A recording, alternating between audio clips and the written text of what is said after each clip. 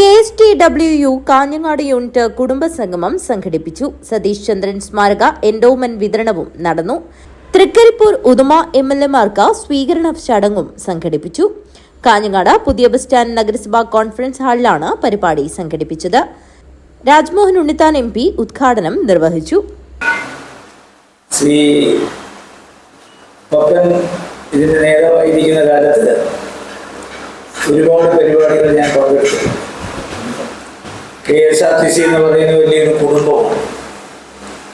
കുടുംബം എന്ന് പറയുന്ന വലിയൊരു സങ്കല്പമാണ്. പണ്ട് നമ്മുടെ രാജ്യത്ത് കൂട്ടുകുടുംബ വ്യവസ്ഥയാണ് നിലനിന്നിരുന്നത്. പഴയകാലത്തെ സ്ത്രീകളൊക്കെ 10ഉം 15ഉം ഒക്കെ പ്രസവിച്ചിരുന്നു.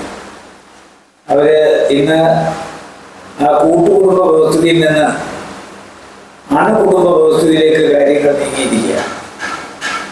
ഞങ്ങളെന്ന പദം ആരും ഉപയോഗിക്കുന്നില്ല, നമ്മൾ എന്നാരും പറയുന്നുമില്ല.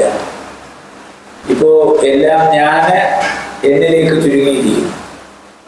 ഞാനൊക്കെ വെളുപ്പാകാലത്ത് ഹരിനാമകീർത്തനം ചൊല്ലുമ്പോൾ ഭഗവാനോട് പ്രാർത്ഥിക്കാറുണ്ട്, ഞാനെന്ന ഭാവം ഇത് തോന്നായിക വരണമെന്നാണ്.